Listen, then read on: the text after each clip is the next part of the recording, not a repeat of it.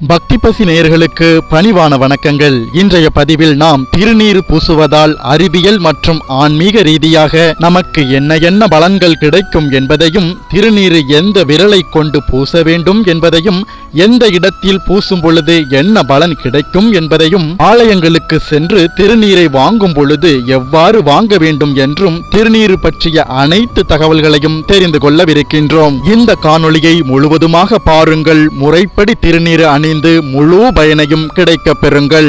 நெற்றியில் விபூதி பூசும் போது இந்த தவறுகளை மறந்தும் செய்து விடாதீர்கள் என்று ஆன்மீகம் கூறும் ரகசியத்தை பார்க்கலாம். இறைவனை வழிபடுவதற்காக ஆலயங்களுக்கு செல்லும் அனைவருக்கும் ஆலயத்தில் உள்ள அர்ச்சகர் விபூதி, குங்குமம் போன்றவற்றை பிரசாதமாக கொடுக்கின்றார்கள். அப்படி தரப்படும் பிரசாதமான விபூதி, குங்குமத்தை நெற்றியில் வைக்கும் முறையும் சொல்லப்பட்டிருக்கின்றது. குறிப்பிட்ட விரல்களை பயன்படுத்தியே நெற்றியில் விபூதியை பூசிக் கொள்ள வேண்டும். நாம் நெற்றியில் அணியும் விபூதியை எடுக்க சில விரல்களை பயன்படுத்தும் போது தீமையும், சில விரல்களை பயன்படுத்தும் போது நன்மையும் நிகழ்வதாக சொல்லப்படுகிறது. நாம் நம் நெற்றியில் அணியும் திருநீறு விளக்கும் உயர்ந்த தத்துவம் என்னவென்றால், நாட்டை ஆள்கின்ற மன்னனே என்றாலும், நூல் பல கற்ற பண்டிதரே ஆனாலும், கடைசியில் அவர்கள் வாழ்க்கையானது ஒரு கைப்பிடி சாம்பலிலேயே முடியும் என்பதாகும்.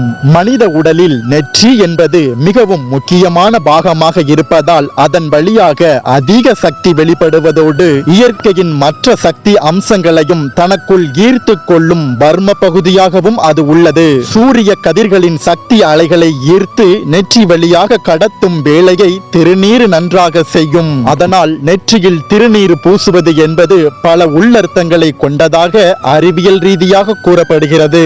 நெற்றியில் பிரம்மன் எழுதிய தலையெழுத்தினை அழித்து இறையருளை பதிக்கும் தன்மையும் திருநீருக்கு இருப்பதாக சொல்லப்படுகிறது. அந்த விபூதியை நெற்றியில் எப்படி பூச வேண்டும் என்று சில சம்பிரதாயங்கள் உள்ளன. ஆள்காட்டி விரலை விபூதி அணிவதற்கு பயன்படுத்துவதும் தவறு. அந்த விரலை கொண்டு விபூதி பூசுவதாலும் பெரும் இழப்பு உண்டாகும். அதை போலவே நடுவிரலை கொண்டும் நாம் திருநீறு அணியக்கூடாது. அவ்வாறு நடுவிரலை கொண்டு நாம் திருநீறு பூசுவதால் வாழ்க்கையில் நிம்மதியினை இழக்க நேரிடும். சரி, அப்படி என்றால் எந்த விரலில் தான் நாம் விபூதியினை பூசிக்கொள்ள வேண்டும் என்று கேட்டால், மோதிர விரலை கொண்டு நாம் விபூதியினை பூசிக்கொள்ள வேண்டும். இதனால் மகிழ்ச்சியான வாழ்க்கையினை கிடைக்க பெறுவோம். சிறு விரல் என்று அழைக்கப்படுகின்ற சுண்டு விரலை கொண்டும் நாம் விபூதி பூசிக்கொள்ள கூடாது. மீறி நாம் சுண்டு விரலை கொண்டு நாம் விபூதியினை பூசிக்கொண்டால் நம் வாழ்வில் கிரகதோஷங்கள் ஏற்பட வாய்ப்பிருக்கின்றது. மோதிர விரல் மற்றும் கட்டை விரல் இரண்டையும் சேர்த்து விபூதியினை எடுத்து மோதிர விரலால் விபூதியினை நெற்றியில் அணிந்து கொள்ள வேண்டும். இப்படி முறைப்படி மோதிர விரலை கொண்டு விபூதியினை அணிந்து வருபவர்களுக்கு உலகமே வசப்படும் என்கிறார்கள். அவர்கள் எடுக்கும் முயற்சிகள் அனைத்தும் வெற்றியையே பெறும். நாம் திருநீறு பூசும் போது எக்காரணம் கொண்டும் திருநீற்றினை கீழே சிந்துதல் கூடாது. அதுபோலவே ஆலயங்களுக்கு சென்று நாம் நெற்றியில் திருநீறு பூசிய பிறகு எஞ்சி இருக்கின்ற திருநீற்றை கோயிலில் இருக்கின்ற தூண்கள் அல்லது மண்டபங்களில் வைத்துவிட்டு வரக்கூடாது. மீதம் இருக்கின்ற திருநீற்றை இலையில் மடித்து பத்திரமாக வீட்டிற்கு எடுத்து வரலாம். இல்லை என்றால் அங்கே இருப்பவர்களிடம் கொடுக்கலாம். அவர்களாவது அதை பூசிக் கொள்வார்கள். மேலும் ஆள்காட்டி விரலால் தொட்டு பொட்டு போல் பூசுதல் கூடாது. நெற்றி நிறைய பூசுதல் வேண்டும். அவ்வாறு திருநீற்றை நெற்றி நிறைய பூசும் போது நமது முன்வினைக்கு பயனாக பிரம்மன் நம் தலையில் எழுதிய கெட்ட விஷயங்கள் அனைத்தும் அழிந்து போய்விடும் என்கிறார்கள். அதுபோலவே பையில் உள்ள திருநீற்றினை தலைகீழாக கவிழ்த்தல் கூடாது. ஈர உடையுடனும் ஒற்றை துணி உடுத்திக் கொண்டும் ஆடையின்றியும் திருநீற்றை பூசக்கூடாது. திருநீற்றை புருவ மத்தியில் இட்டால் வாழ்வில் ஞானத்தினை ஈர்த்து கொள்ளலாம். தொண்டை குழியில் இட்டால் நமது சக்தியினை அதிகரித்துக் கொள்ளலாம். நெஞ்சு கூட்டின் மைய பகுதியில் திருநீற்றினை பூசிக் கொள்வதால் தெய்வீக அன்பினை பெறலாம். மேலும் விபூதியினை எடுக்கும் போது மோதிர விரலால் எடுப்பது மிகவும் சிறந்தது. ஏனென்றால் நம் உடலிலேயே மிகவும் பவித்திரமான பாகம் என்றால் அது மோதிர விரலாகும். நம்முடைய வாழ்க்கையினை கட்டுப்படுத்தும் சூழ்ச்சிமமும் அங்கேதான் இருக்கிறது என்கிறார்கள்.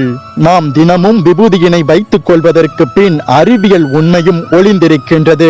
மனித உடலில் நெற்றி என்பது மிகவும் முக்கியமான பாகமாகும். நெற்றியின் மூலமாக மனித உடலானது அதிக அளவில்லாத சக்தியினை வெளியிடுகின்றது. மேலும் பல சக்திகளை உள்ளிழுக்கவும் செய்கின்றது. புகை நிற விபூதியும் பொன்னிற விபூதியும் கூடாது. நாம் நம் தலையை கவிழ்த்து கொண்டும் நடுங்கிக் கொண்டும் வாயை திறந்து கொண்டும் பேசிக்கொண்டும் விபூதியினை பூசக்கூடாது. வெறும் ஒரே ஒரு விரலை பயன்படுத்தி விபூதியினை எடுக்கவோ அல்லது பூசிக்கொள்ளவோ கூடாது. சண்டாளர்கள் பாவிகள் என்று நாம் கருதுகின்ற நபர்களின் முன்னே நின்று விபூதியினை பூசக்கூடாது. நாம் நம் வலது கையினால் திருநீற்றினை பூசும் பொழுது நமது இடது கையானது இடுப்பிற்கு கீழே தொங்கியபடி இருக்கக்கூடாது.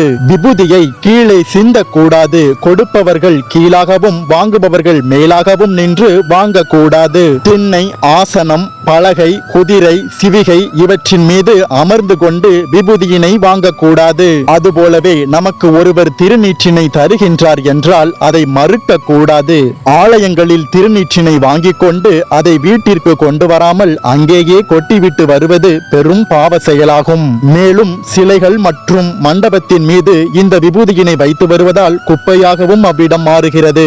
நாம் விபூதி பூசி கொள்ளும் போது இந்த மந்திரத்தை உச்சரித்து வந்தால் அதன் மகிமையானது பல மடங்காய் கிடைக்கும் என்கிறார்கள். இது பல பேர் தங்கள் வாழ்வில் அனுபவபூர்வமாக அறிந்த உண்மையாகும். நாமும் இதை காலப்போக்கில் உணர்ந்து கொள்வோம். அந்த மந்திரம் யாதென்றால், மந்திரமாவது நீரு, வானவர் மேலது நீரு, சுந்தரமாவது நீரு, துதிக்கப்படுவது நீரு, தந்திரமாவது நீரு, சமயத்தில் உள்ளது நீரு, செந்துவர் வாயுமை பங்கன் திரு ஆள வாயின் திருநீரே. இந்த 4 வரி மந்திரத்தினை நாம் மனப்பாடம் செய்து கொண்டு விபூதி பூசிக்கொள்ளும் போதெல்லாம் உச்சரித்து வர இது நாள் வரை கண்ட பலன்களிலும் பல மடங்கு பலனை நீங்கள் காண்பீர்கள் என்பது நிதர்சனமான உண்மை. மேலும் விபூதியினை பூசிக்கொள்வதால் நமக்கு சளி, ஜலதோஷம் போன்ற உடல் உபாதைகளில் இருந்து நம்மை மீட்கும் பொருட்டு நம் உடலுக்குள்ளே இருக்கின்ற நீரை அந்த சாம்பலானது உறிந்து கொள்கின்றது. நெற்றியின் மைய பகுதியானது நம்மை எளிதில் வசியப்படுத்துகின்ற பகுதியாக உணரப்படுகின்றது. எனவே அந்த இடத்தில் நாம் திருநீறு பூசுவதனால் நம்மை எவராலும் அவ்வளவு எளிதில் வசியப்படுத்த முடியாது.